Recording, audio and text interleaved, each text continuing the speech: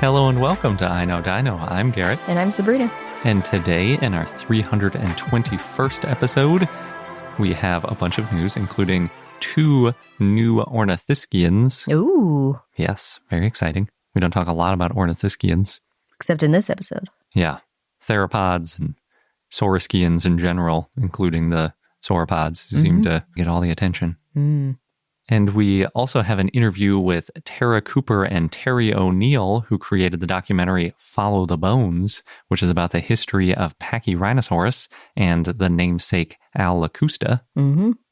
And we have Dinosaur of the Day, Panta Draco, or Draco. I can't really roll my R's. Draca. I can't roll my R's either. Yeah, it should end in huh? That is, if you can pronounce it the Welsh way. Depends how much you want to anglicize it, I guess. But it's spelled like Panty Draco with a Y in the middle. So that's how I would have guessed if Sabrina hadn't looked up the Welsh pronunciation. Well, we got help from a listener from our Discord. Nice. Thank you. And speaking of thanking listeners, we have a few patrons to thank this week. 2 new patrons getting shout outs. There's Elizabeth. Thank you very much for joining. And also Randy in Squim. And I've already had a nice little conversation with Randy. So thank you both very much for joining. And rounding out our shout-outs are Stego Sophie, Sorian Brandy, Deplato Kate, Trent Carbajal, Kessler, Albertosaurus, Graham, and Neil Ovinator. Yeah, thank you so much, everybody, for being part of our community, which is growing. And there's a lot of really great conversations happening over on Discord, and that's just one of the perks. Yeah, there's some cool art. There was a recent discussion about how elegant dinosaur feet and backs are compared to human feet and backs, which I thought was pretty enjoyable. Yeah, so if you want to join our growing community, then check out our page, patreon.com/iknowdino. So jumping into the news, I'm going to get into our 2 new Ornithischians. The first one was written by A.V. Lopatina and A.O. Averianov, and it was published in Paleontological Journal. Its name is Rabino-Hadros, and it's spelled kind of like Riabininohadros, if you see it written, in case you want to recognize it. But I looked up the Russian pronunciation, and I'm pretty sure it's more like Rabino-Hadros. And the full name is Rabino-Hadros Weberae. It's named after Anatoly Rabinin, and he's a Russian paleontologist. He actually named the first dinosaur genus in China. Rabinin redescribed a trachodon species and named the genus, rather than being a species of trachodon, as the new genus Manchurosaurus. And from the name, you might be able to guess that it's from Manchuria, which is in northeast China, and therefore close to the border with Russia. Kind of explains why he was working in the area.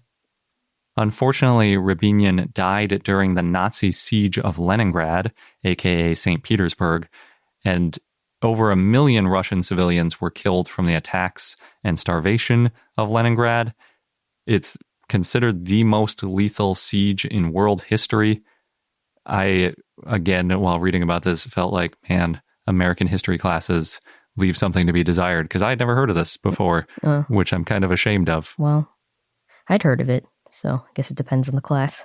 I guess you had a better history class than me, because this is an incredibly important event. I don't know how he ended up staying there during the siege, because a lot of people were evacuated from the city. I really tried to dig in and see if I could find anything about why he stayed in Leningrad. He was in his late 60s when he died, so that might have something to do with it, because I know one of the focuses was on evacuating children from the city. Could be he had family who was staying there. Yeah, or some people just don't like evacuating because they want to stay where they've lived a lot of their life, or possibly he wanted to keep working because he was working in Leningrad. This is where his fossils were. It's where they still are to this day. So you can't evacuate with all your fossils. And if he was really dedicated to his work, he might have wanted to stay for that reason, because he was still working right up until the end. Several of Rabinin's papers were actually published posthumously, which technically means he officially named several animals posthumously. So he had tons of work going on in those last years. He was prolific. Yeah, and there are quite a few dinosaurs that he named. I think this is the first dinosaur that's named after him, I think it is a good choice to honor him with the name of this new dinosaur because obviously very important to dinosaur paleontology. So Rabininohadros was originally named Orthomerus weberi.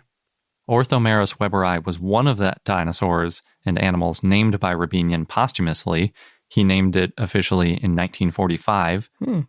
The species name was corrected from weberi to weberae since it's named after a woman, G.F. Weber. I have no idea what their first name is. Everywhere just calls her G.F. Weber. But she originally found the fossil in 1934, quote, on the summit of Beshkosh Mountain. So the dinosaur was on top of a mountain. It's a mountain in Crimea, and it's the first dinosaur bone that was ever found in Crimea. Cool. Yeah, pretty cool dinosaur. So in 1995 is when it became Orthomerus weberae instead of weberi, which means it was sort of had the wrong gender assigned to it by the Latinization for 50 years before it got corrected. And now it's Rabininohadros weberae. How did the name change? So somebody wrote another paper, and sort of among the ICZN guidelines are if somebody names a dinosaur with the wrong Latinized gender ending to it, you can correct it and change it over to what should be the official name. So the official name actually changed from weberi to weberae in 1995. Oh, yes. I'm asking about Orthomerus to Rabininohadros. How did that change happen if it was already published as Orthomerus?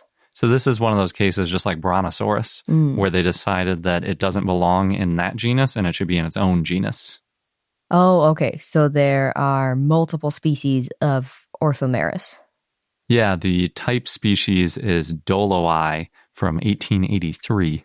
So Rabinian assigned this new animal into that genus with just an additional species within the genus. And now this new paper came out in 2020, split it out into its own genus. Okay, got it.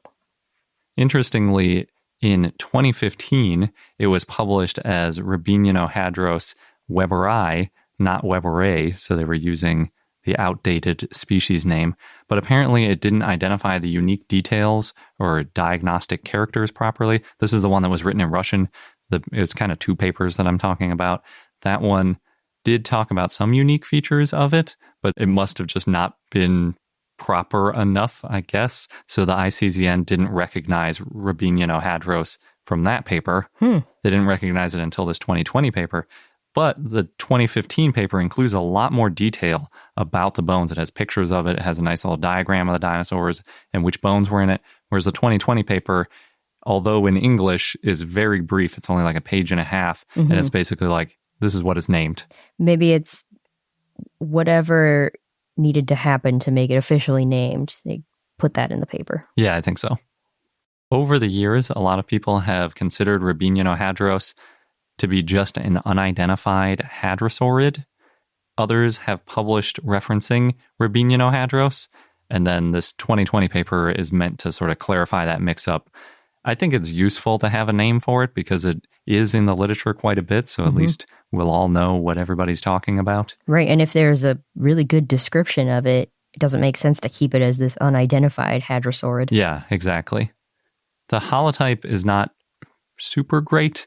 It includes a good portion of the left leg and foot is basically what it is. It's got a partial femur, like a very partial femur, a more complete tibia, and a astragalus, which is the ankle bone, some of the toe bones, and then some unidentified fragments. So it's not great, but it's not the worst either. It's probably enough to distinguish it from other hadrosaurs, because fortunately, those are among the bones that you can use to identify a hadrosaur, but it's not great. It's still not good enough to really nail down the phylogeny that well.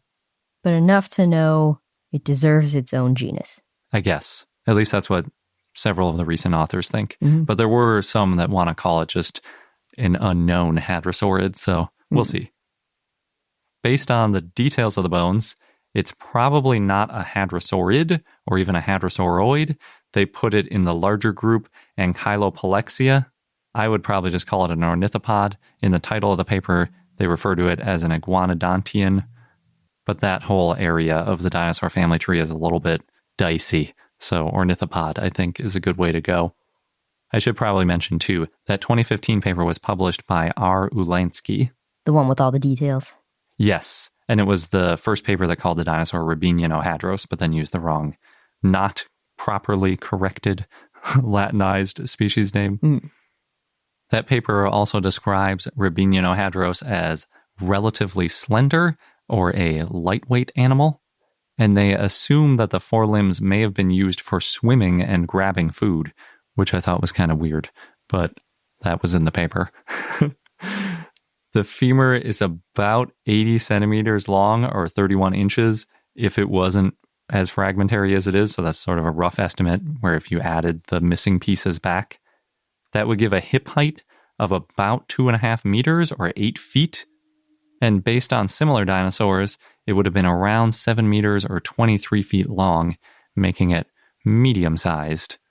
I think it was kind of small, considering it's a late Cretaceous ornithopod. It was from the late Maastrichtian, which was right at the end when there were the biggest ornithopods. Mm-hmm.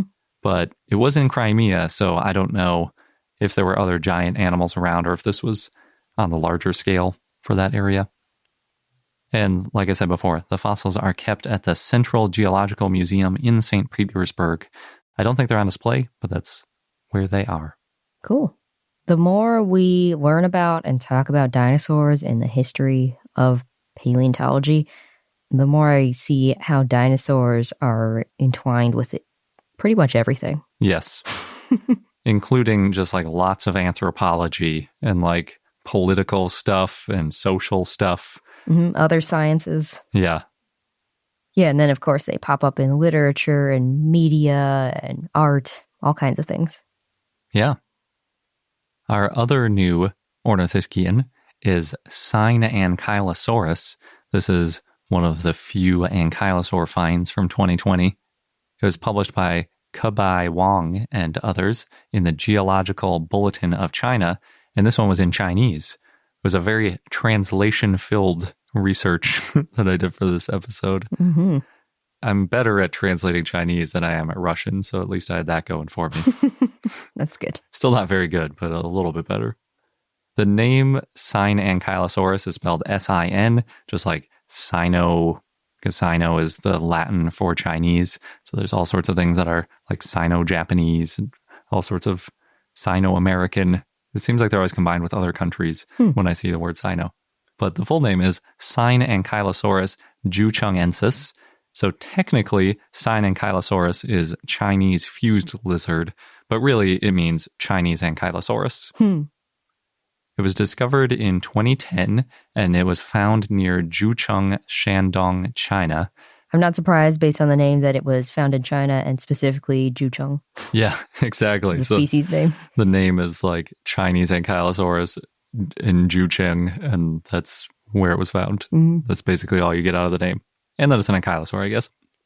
Even though in English they wrote out the name as Sinankylosaurus juchungensis, they also, since it was written in Chinese, they have a Chinese name, basically, that they didn't write out, but it would be pronounced Zhongguo Jialong, which literally means China.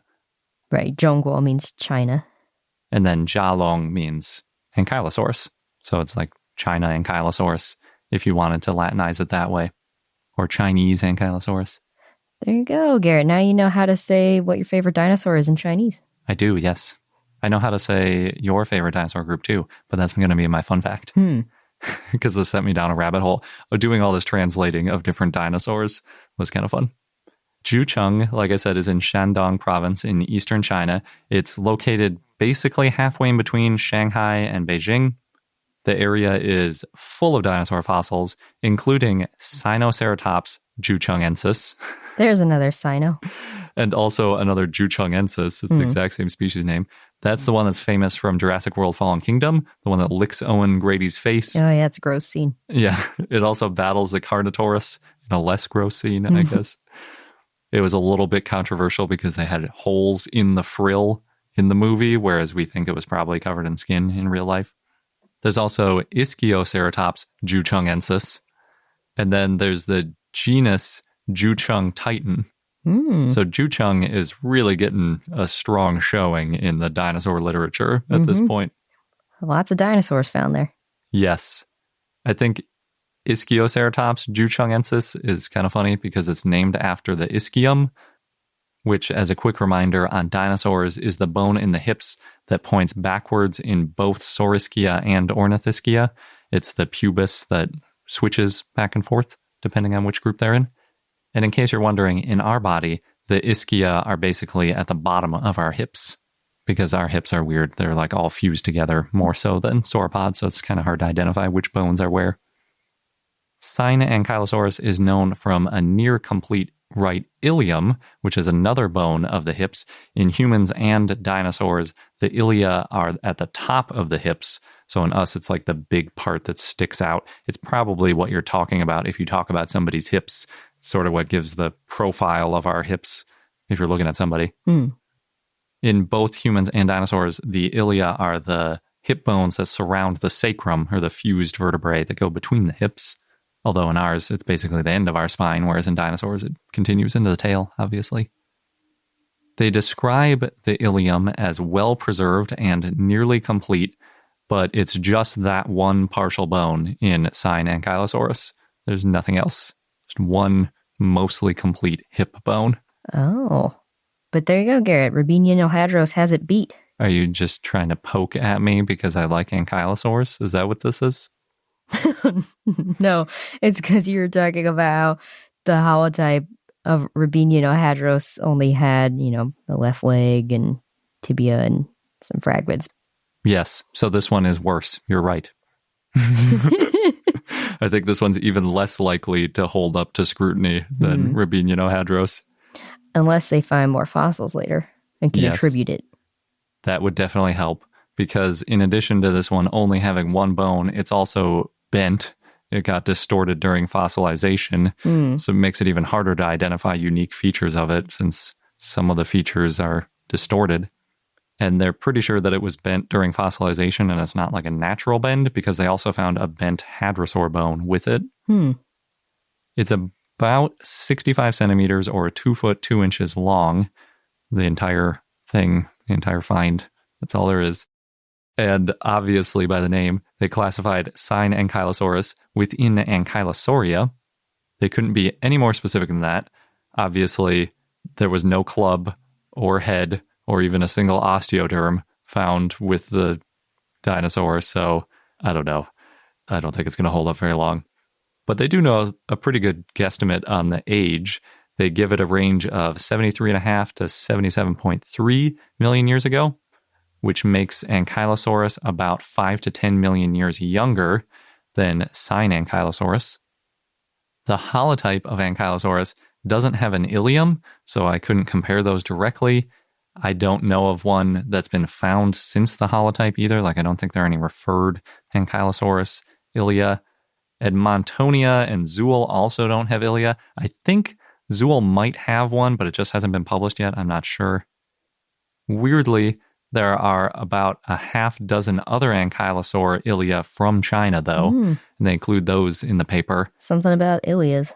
Yes, it's weird because postcranial ankylosaur stuff is often hard to find. I'm not sure why there are so many of these ankylosaur hips in China, but it is fortunate for the study. For my purposes, I was just trying to get an estimate at how big Sinankylosaurus is, and the ilium is close-ish in length to Pachyrhinosaurus, and Pachyrhinosaurus is considered to be about 5 meters or 16 feet long and roughly 2 tons. So assuming that this Sinankylosaurus bone and that Pachyrhinosaurus bone are from, both from adults or something, you could guess they were around the same size. And that would mean that Ankylosaurus was much bigger, because 16 feet long and 2 tons is not that big for an ankylosaur. But like you were saying, this is really not a great find. I think there's a very good chance it becomes dubious soon. For a comparison, Crytonosaurus is now considered dubious. It was also named from China. That holotype included the lower jaw and teeth, and they referred other bones, including vertebrae, a shoulder blade, coracoid, humerus, femur, foot bones, and osteoderms. Way more than just a single ilium. Good point. It's possible that the ilium is really special and unique, but Victoria Arbor is really the world-leading expert on ankylosaurs at this point, and she always likes to use skulls to tell ankylosaurs apart. A lot of times that's the only really diagnostic part of the animal, so just having an ilium when we don't know of the ilium and a bunch of other ankylosaurs, I don't really see this one sticking around very long, which is kind of a bummer because Sinankylosaurus is a pretty good name. Mm-hmm. You never know. They might find more fossils. They might. Hopefully they do. Maybe a skull. That would be very good. Or a tail, so we can find out if it had a tail club or not. Mm-hmm. And if you're curious, it's stored at the Jucheng Dinosaur Culture Research Center. So in other news, in Mukawa, Hokkaido, Japan, Hokkaido University and the town of Mukawa have found fossils of a new but not yet named dinosaur species that was originally found in 1990 by a fossil collector and local resident, Yoshiyuko Horita, and he found it along a river and then donated those fossils to the Hobetsu Museum. And last year, the fossils were cleaned, and now they're thinking, oh, this is a new dinosaur. Good. So Yoshitsugu Kobayashi from Hokkaido University examined the fossils and said it's probably from a theropod that lived in the Cretaceous earlier than this other full-length dinosaur that was found in 2013, which was informally known as Mukawa, but then named Kamuisaurus in 2019. And Kobayashi said, quote, "We may be able to unravel the mechanism of the macroevolution from dinosaurs to birds." So no skull's been found yet, but so far there's parts of the rib, thigh, and pelvis. Interesting. I guess it's a theropod, so it could be related to the dinosaur-bird transition. Mm-hmm. We'll find out more when they're done preparing. And publishing. Mm-hmm. And in Fujian, China, paleontologists have found over 240 fossilized dinosaur footprints, and that's the first one found in that province. The tracks are 80 million years old. They're in Shanghang County, and the tracks are from at least 8 types of dinosaurs. There's sauropods, theropods, ornithopods. So Xinglita said the size of the dinosaurs ranged from 3 feet or 1 meter to 33 feet or 10 meters long.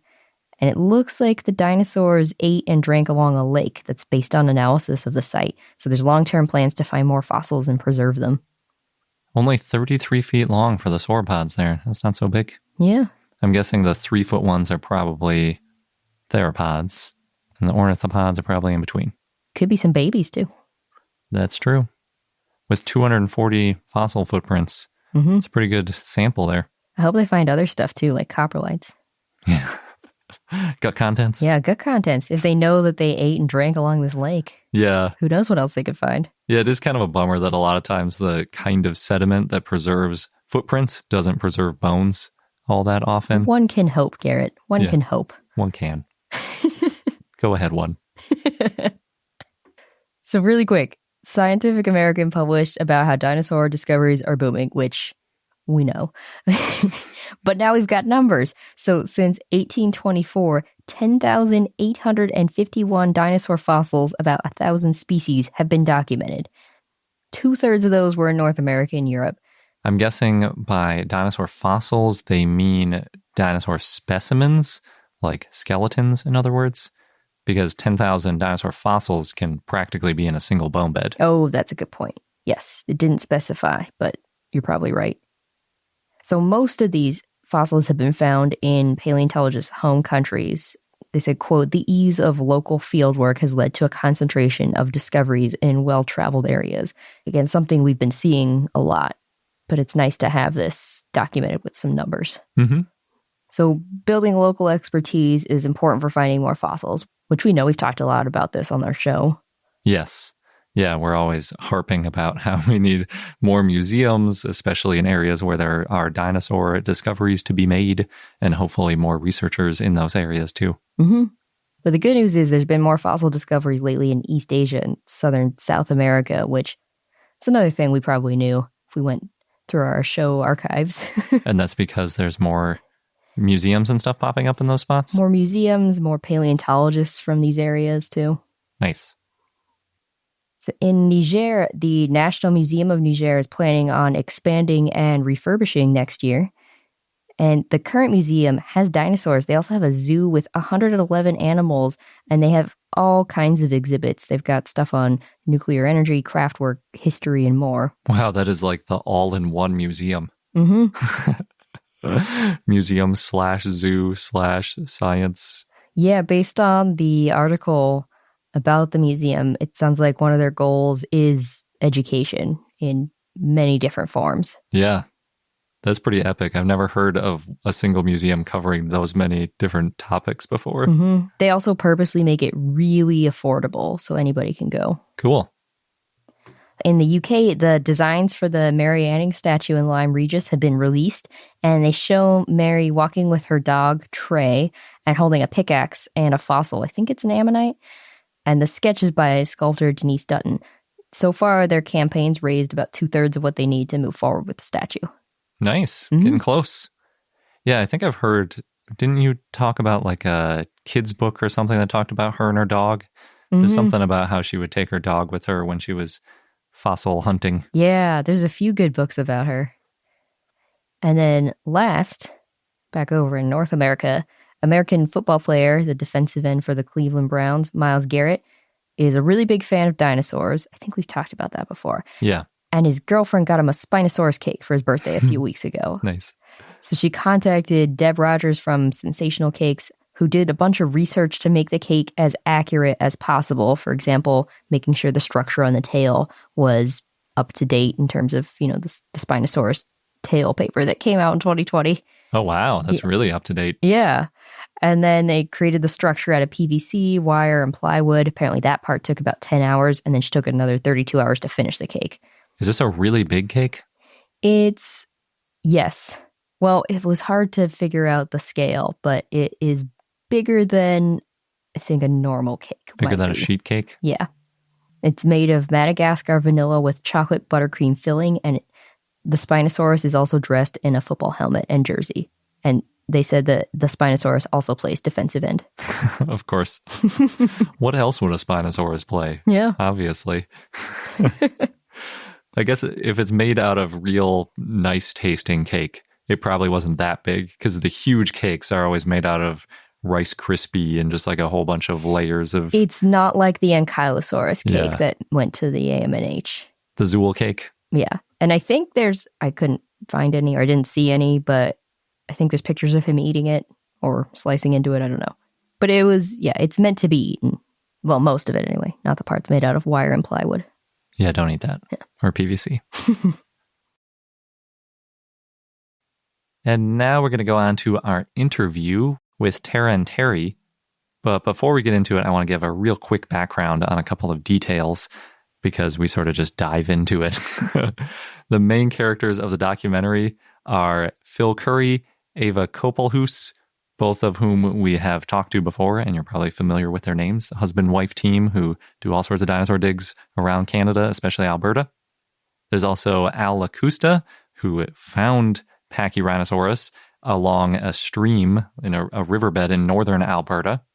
And Darren Tanke, who is a preparator at the Royal Tyrrell Museum, and obviously ended up working on Pachyrhinosaurus because the documentary focuses on Pachyrhinosaurus, the ceratopsian from Alberta. It's quite a bit different than other ceratopsians that usually have a nasal horn. This is a big, flat, rough patch on its nose, but like presumably bone, maybe covered in keratin. And we'll get a little bit more into the detail about what different modern depictions of it are like. So without further ado, we're going to go into our interview. We are joined this week by Tara Cooper, who's an artist and professor of fine arts at the University of Waterloo, and Terry O'Neill, who worked in the documentary unit of CBC for 15 years and nowadays makes independent documentaries. And of course, they collaborated on the brand new documentary, Follow the Bones. Thank you both for joining us. Thanks for having us. We're delighted to be here. Same, delighted. Awesome. So before we get into what Follow the Bones is, can you tell us a little bit about what it almost was? Well, it almost didn't get finished. It almost was in the trash can. Gosh, it takes a long time to make something. Yeah, we had done some films before, but more kind of short experimental films. So this is really our first feature length. Yeah, and the feature part really took some extra time. So I think it was about 5 years all in all. It was. It started, yeah. Basically, we have a friend named Martin Barron. He designed the museum that is featured in the documentary, the Philip J. Curry Dinosaur Museum in Grand Prairie.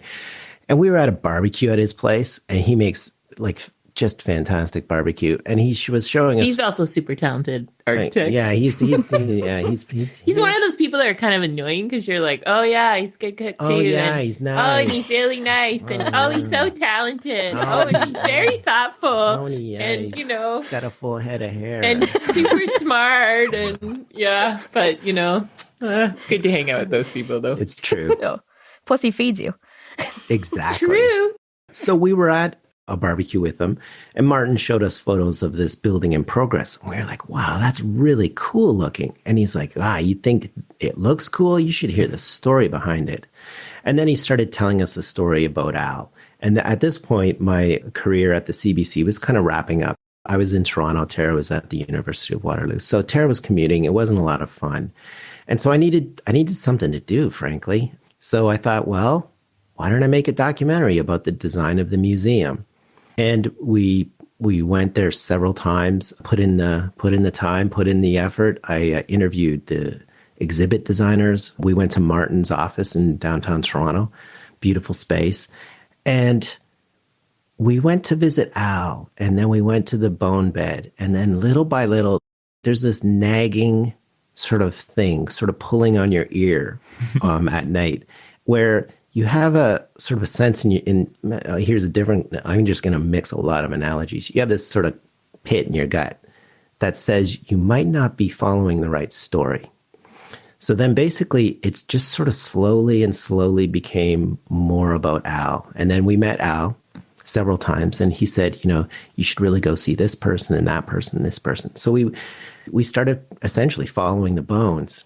And we made a full cut of the documentary that was about Martin, about some of the directors of the museum. It was the whole shebang about the building itself. This is why it took so long.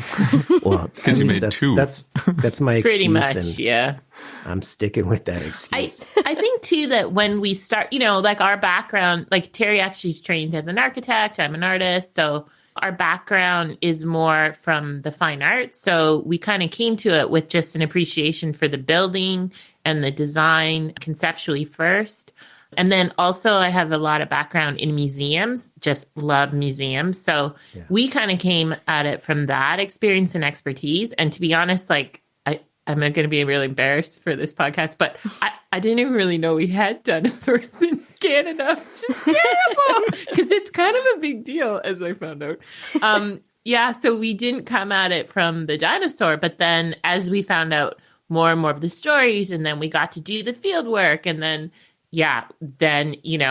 even I'm a convert. And I am totally into dinosaurs, and it's hard to compete with that story. So as we kept doing edits and cuts and we got feedback, we realized that, of course the dinosaurs were always there, but they're really the main character. And so, we kind of shifted the whole doc at that point, which is partly why it took a little bit longer. Yeah.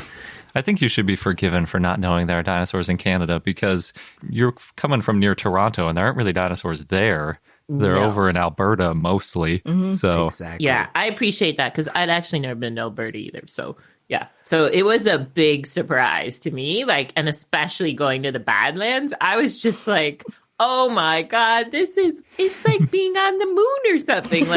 Just that landscape is so unique and just, there's something obviously it's of our world, but it just feels almost otherworldly. And maybe that's because time kind of collapses there in that you feel like, you really feel the sense that this happened long ago, but you're still there. And it's, there's a very, I don't know if it's like string theory or something, but there's something weird going on when you're out there.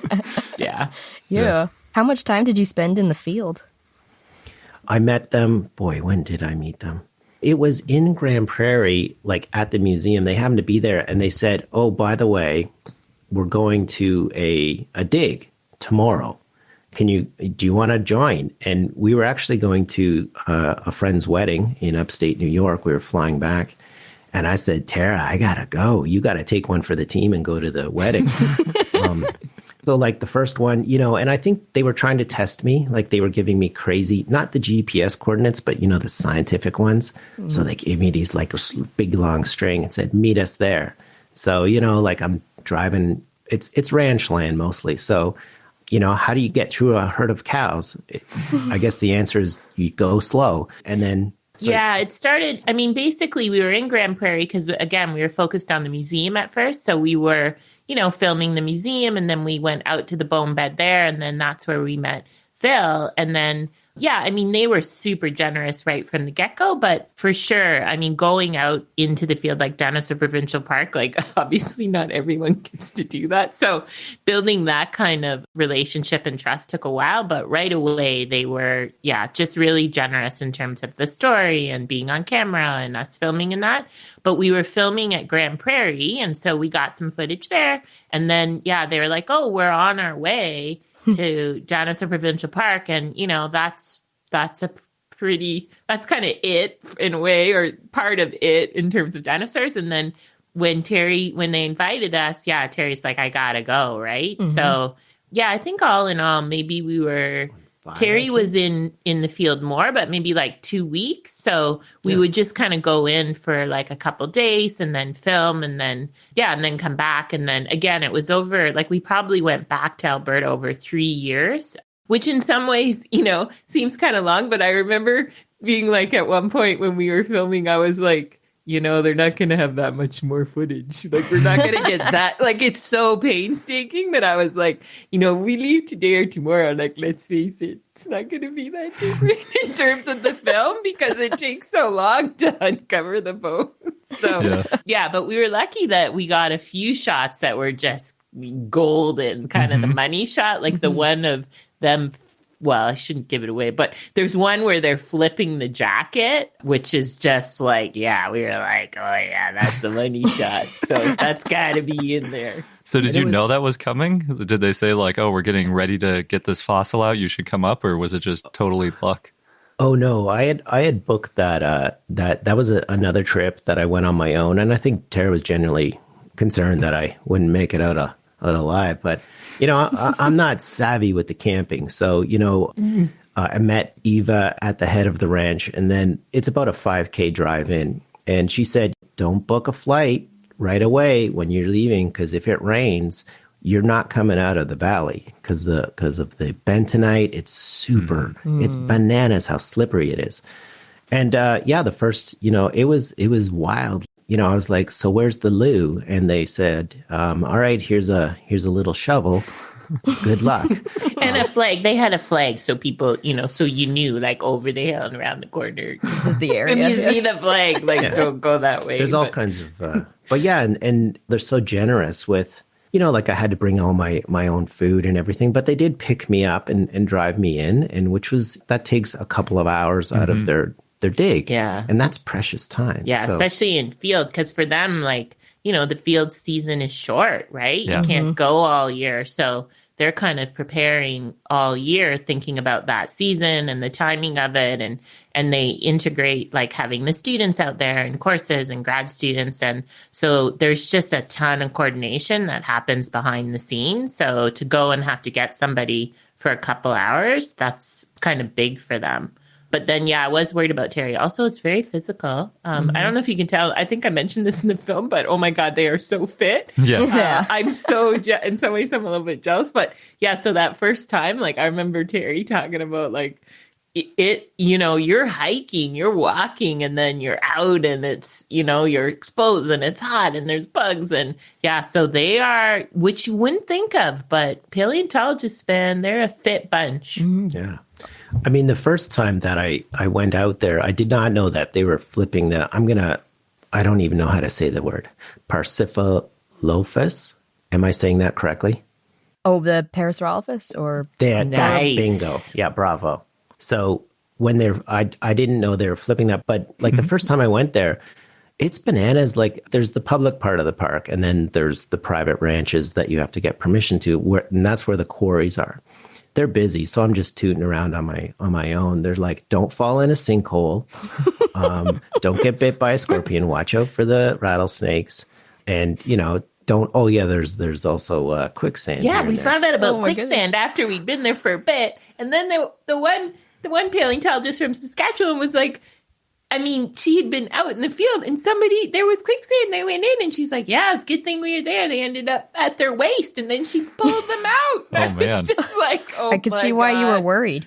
We were a little bit worried. I was kind of like, whoa, this is pushing it for me. Yeah, out of my comfort zone for sure. Yeah. And it was cool because like the first time I went there, you're like, oh, it's Dinosaur Provincial Park. But that's kind of an abstract thing. But when you're walking around on the ground, you're literally crunching bits of bone. Well, you didn't crunch any, did you? Well, no, you do. You shouldn't break them. I didn't break them. I didn't break them. There's just bits that wash out, like it's a valley. So all this stuff is washing out, right? Mm-hmm. And so when you hit a flat spot, you're like, it's like crunch, crunch, crunch on bits of bone, tiny fragments, right? Mm-hmm. And so it's just everywhere. And I was interviewing one of the grad students, and he looks down and he's like, oh, hey, there's a T-Rex tooth. And he picked it up and he threw it to me. And I'm like, that's bananas. This stuff is just everywhere, So yeah, I mean, I was like I said, I'm no expert now. And I remember being at the top of the one hill and I overlooked and I was like, even I can tell that's a dinosaur. Like, they're just, it's amazing to see that kind of amount of material kind of in one. I mean, it's not like the bone bed where it's so dense. Because in Dinosaur Provincial Park, we went to a couple different sites that they were working on. So, and then each site is different in terms of what they're finding and unique to that site. And yeah, it for sure, it's mind blowing. Switching gears slightly a little bit, a lot of the story is about lakustai and Pachyrhinosaurus. And I loved that you included some scientific debate about the Pachyrhinosaurus horn and like whether it's a horn or a boss. And all of that kind of stuff. How deep into the weeds did you end up getting into these dinosaurs? Regarding the horn or no horn controversy, we went pretty deep. We went deep enough that certain people didn't want to be on the record about talking whether it had a horn or not. But it's fascinating because, I don't even know how it came up. But basically, at the Royal Tyrrell Museum, there's the Pachyrhinosaurus out front. There's these large fiberglass models. And the first time I went there, they had horns. And then a couple of years later, they didn't have horns. And I was like, where'd their horns go? And so I asked Darren Tankey, the senior technician at the Royal Tyrrell, and he's like, oh, we replaced the heads because it was inaccurate. And I was like, that's bananas. Like, that's a real commitment. And then so we asked Phil about them. Like, what do you think? Did they have horn? And it meshed nicely with, he talked a lot about the dinosaur renaissance in the 70s, where it became more about like biology than kind of geology and about how the animals behave. So he went into this long sort of description of why he strongly thinks there's a horn. And the book that they published, there's actually a citation where one of the researchers clearly says, I do not agree with this theory. It did not have a horn at all. And there's also the bone bed itself. You've been there. It's kind of a muddy pit. And it was pointed out to us, like, if it did have a horn, there should be gaps there shouldn't be bones where the horn would have been. There would just be empty mud. And there was lots of bones where the horn should be. But then I seem to recall something else about over time, all of that material is shifting. Yeah. So, some bones could potentially have, trickled down to where the horn had been. But what was interesting too for us is just in terms of Phil and that's a part of the kind of research innovation, I guess, is that you kind of have to take a leap, right? And try to explain something and imagine it and trying to put the pieces together. And for him, that's where at least some of the excitement is. It's literally the debate and trying to piece these things together. And then it seemed like it wasn't so much that people necessarily didn't 100% disagree exactly. It was more that the proof hadn't been provided yet. So they weren't willing to go on record to say, yes, this is what it would look like, because, there's not proof yet. And I think Phil summed it up when he said, I forget the exact quote in the documentary, but he said, this is what science is all about.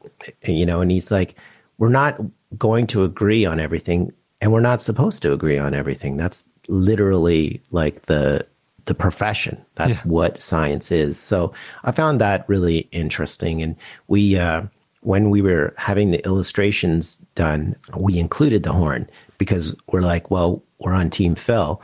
And I was really nervous about people seeing the film with the horn. I was like, oh dear, I hope I'm not going to get, I don't know, the business. Yeah, the mail of there was no horn. How could you? Blasphemy. Yeah. So. Yeah, it's true. There was a little bit, especially in I think the trailer for Follow the Bones, where you talked about they were potentially going to throw away the Pachyrhinosaurus bones. Was that really going to happen? Yeah, that Darren. So basically, we interviewed Al. We're like, okay, check, done. All right, next. And then Al was like, no. You need to talk to Darren Tanky. He's the key to this story. And basically, we're like, all right, well, we hadn't planned on it, and it's, several 100 kilometers to the south, but we better go, track him down. And he was very generous with his time. So we met with him twice at the Royal Tyrrell. And I guess this sort of keen passion, like Phil had seen Al's collection, and he made a little note, and this is years earlier, and the notes got archived in the Royal Tyrrell. And maybe even a decade. It was a while. And, of course, he was focused on another study and was focused in Dinosaur Provincial Park and was just kind of driving through and thought, oh, maybe I'll take a look at this thing that the teacher found, and drew this really quick sketch. And then basically Phil's notes went into the archives. In the meantime, like Phil and Darren had a career together. And then Darren was like on a coffee break. And this shows how passionate he was. Most people have a coffee on their coffee break. He went back into the library and he was like, oh, here's one of Phil's notebooks. And he was flipping through, and he's a ceratopsid expert. And he recognized right away, and he was like, what is this? And he tracked it down with Phil, and Phil said, it's this teacher way up north. And he called him, I think it was on a Friday, and Al said, well, why don't you come up and see my collection? And he was like, when do you want to come up? And Darren said, tomorrow. And he's like, I'm driving these hundreds of kilometers. So in the meantime, Al got shut down by the laws in Alberta that were changed. So you could not collect, just kind of amateurs could not collect. You can, if it's on the surface, yeah, sure, but you can't dig. Mm-hmm. And so Al had to give up his collection, and it went to a local museum, but it wasn't, it wasn't identified. It was just a bunch. It was like a bit of a curiosity, like kind of this interesting, local man finds dinosaur bones.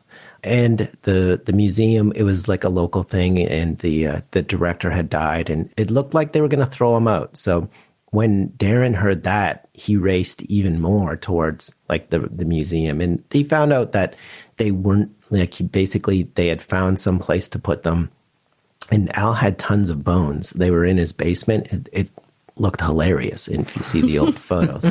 I'm sure his partner was like, well, his wife, he talked about how his wife filling up the basement with all these bones. Anyways, what they found, like I said, they weren't identified. When Darren went to see the collection at the museum, one of the museum people said, oh, nice vertebrae. And Darren was like, first of all, that's the world's largest vertebrae. If that was a vertebrae, it's not a vertebrae. And he's like, that would be a sauropod, and they're not in Alberta.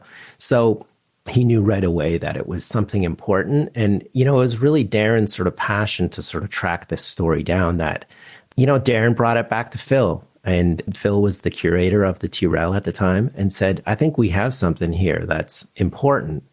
And then after that, they said, all right, let's go check this out. And they went there and they just couldn't they went to the actual bone bed.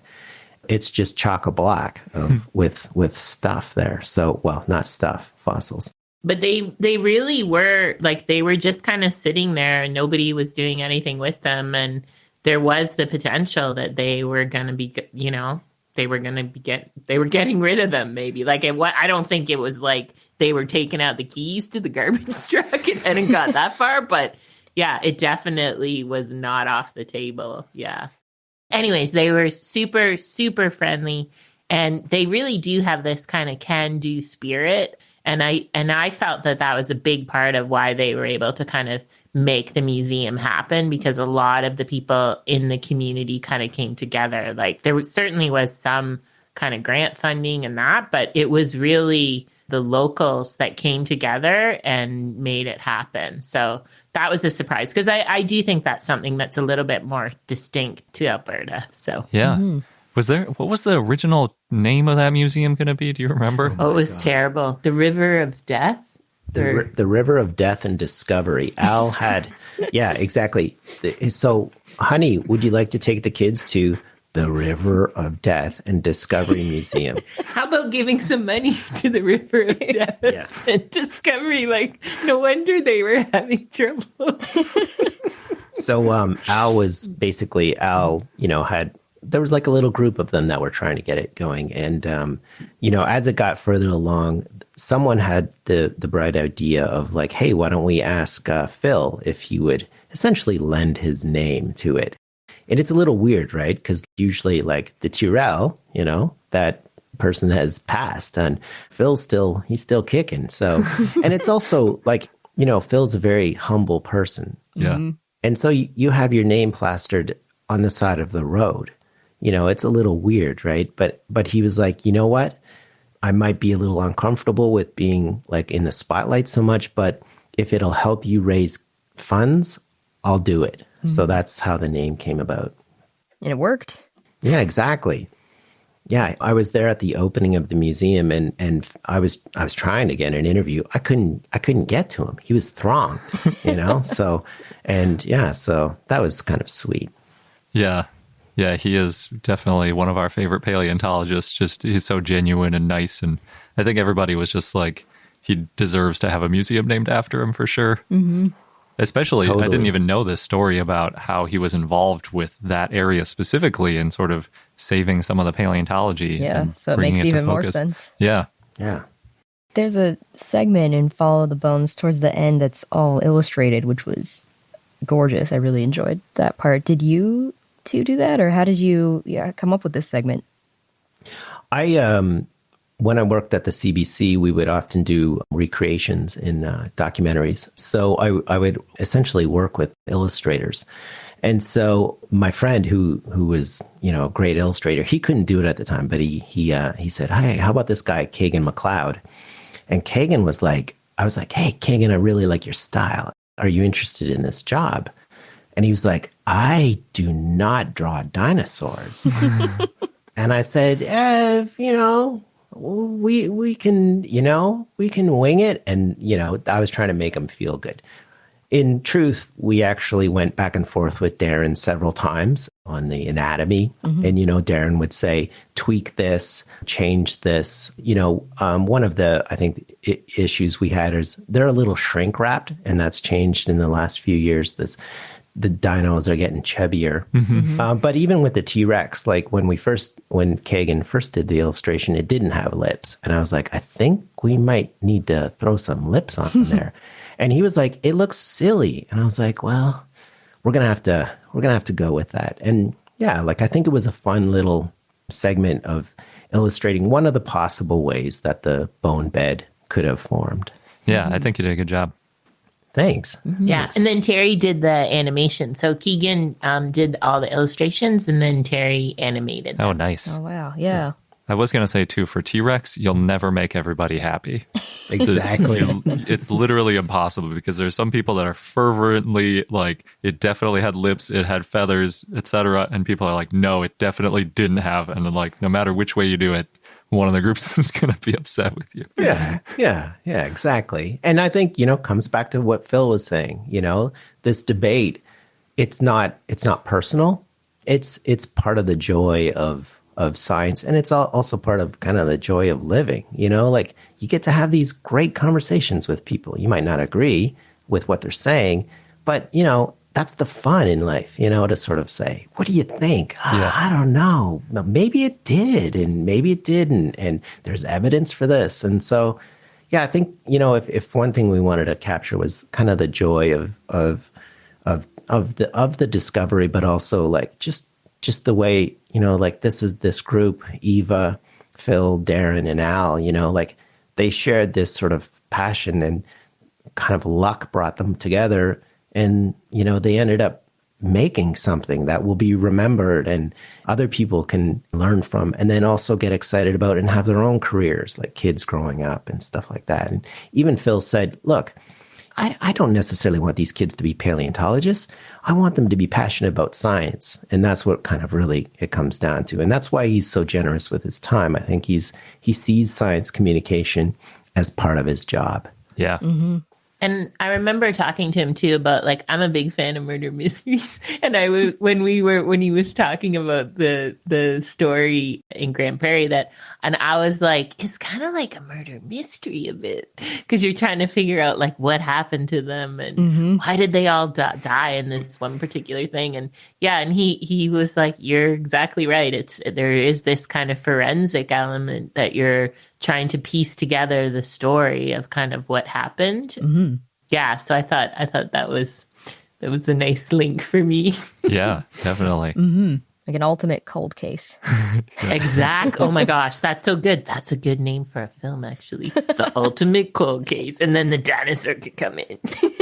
So now that you have the title, are you going to make another dinosaur documentary? We do have. It's remarkable how much extra footage you end up with. Darren had details about ceratopsid that there's a lot there. So, I was hoping to maybe have a little section on the website that'll have extras. And we left our poor friend Martin, who designed the museum. We actually haven't told him yet that he's not in. He said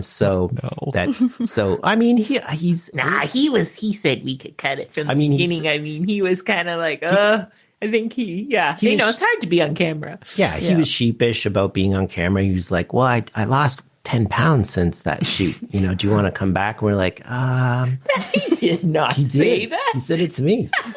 Yeah. He was, Martin, he's so lovely. But I kind of got the bug to be in the field. And, Tara did not get the bug. But I'd love to go back to the field. It was just such a fun experience. Well, we also got to meet Han, so there's definitely the potential of some other stories. Like we found a lot of other stories that are totally fascinating. So there are not sure. Yeah, there are so many stories. Yeah, it's crazy in dinosaurs. Yeah, cool. Awesome. Are there any other projects that you'd like to share that you're working on or you want people to know about? I don't know if the era of a feature documentary may have passed.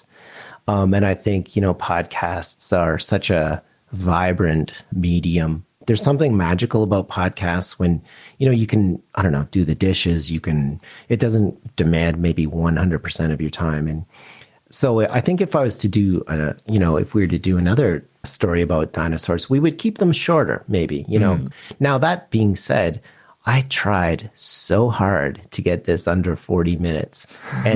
But then it's like, well, Darren spoke about the baby dino frill. And I'm like, that's pretty cool. So what do you cut out? So, it's always a struggle to keep, as I'm sure, it's tough to keep a story lean. So, but I would if anybody wants to invite me on a dig post Corona, we will be there, I'd say. You might get an invite. You might, yeah. Well, where's the best place for our listeners to find out more about you and your work if they're going online? Tara's work is at taracooper.com.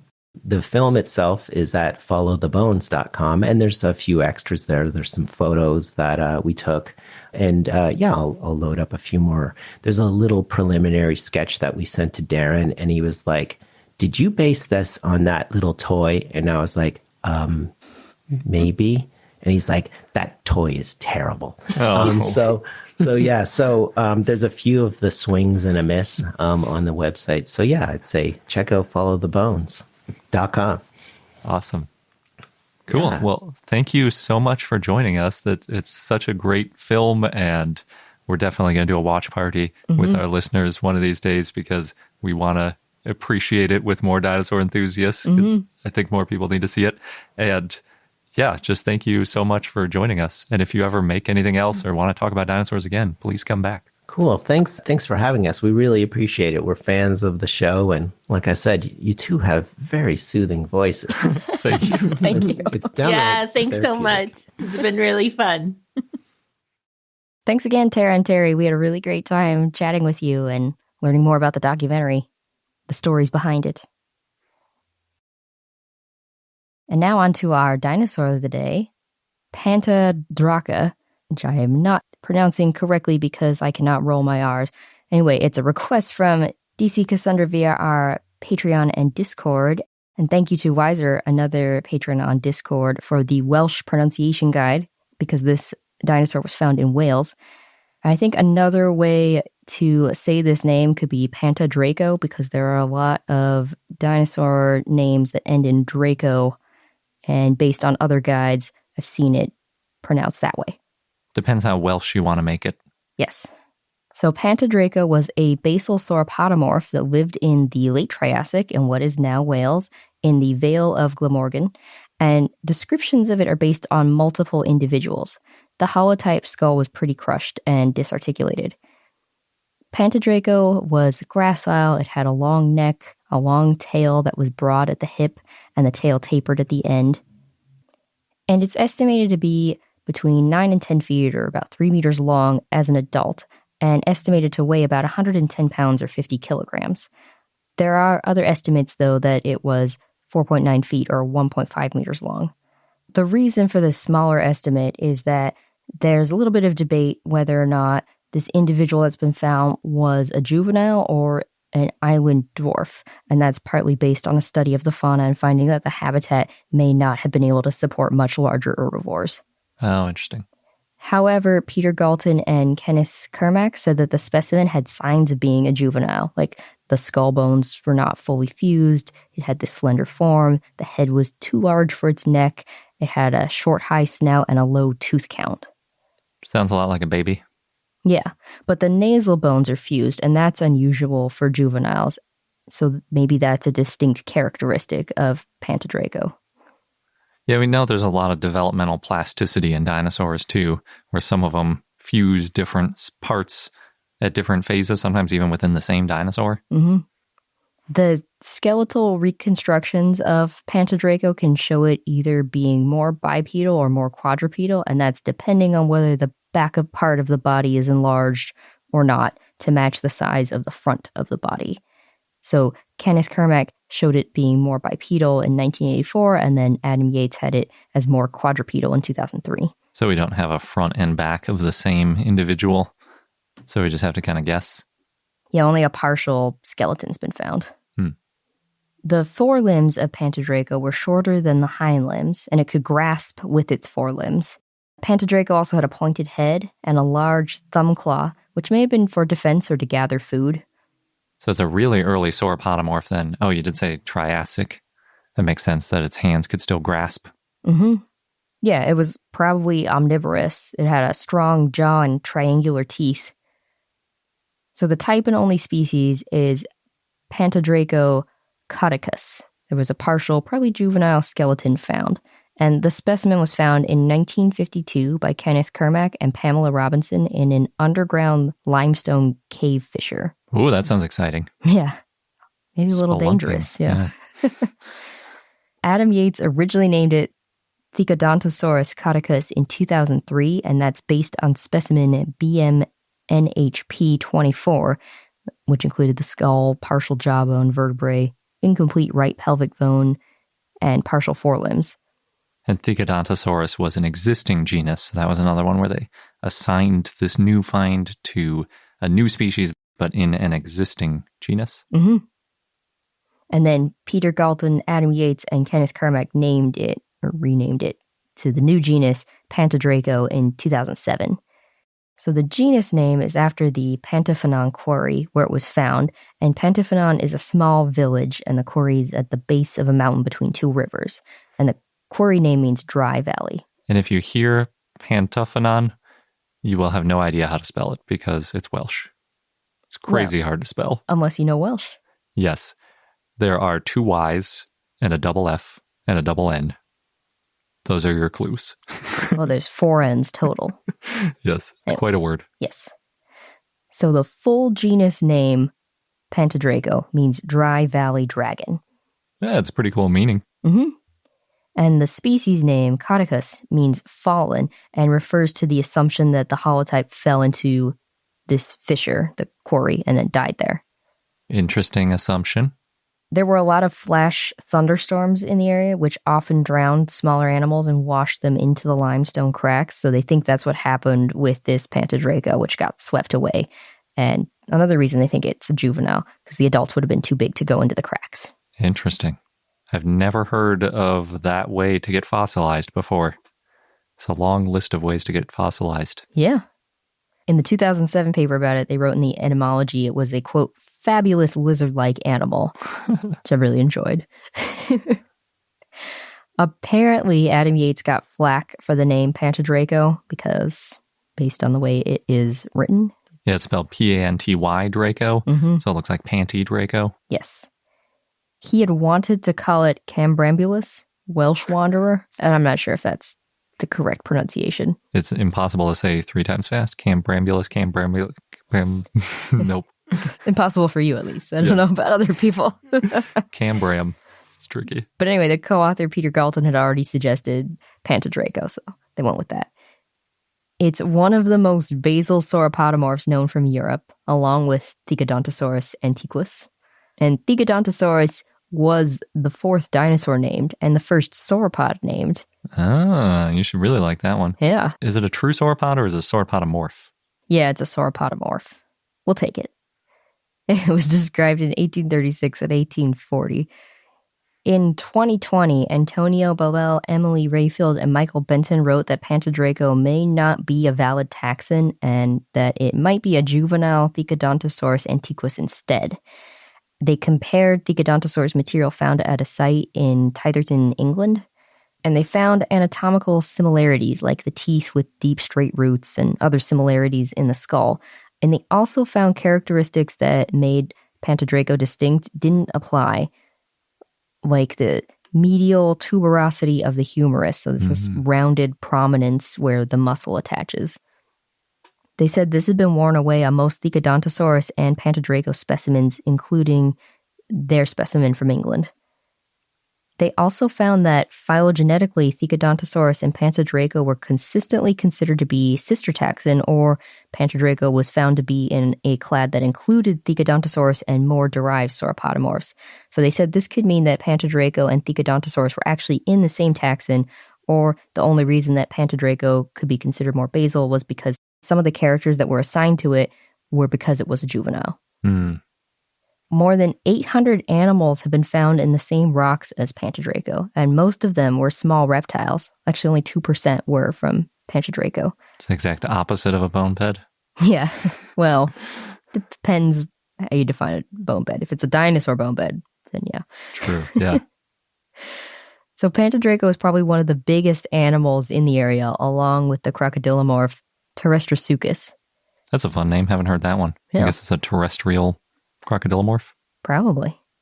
So Panta Draco lived on small islands that had limestone caves and was surrounded by a tropical sea. It was in a wetland.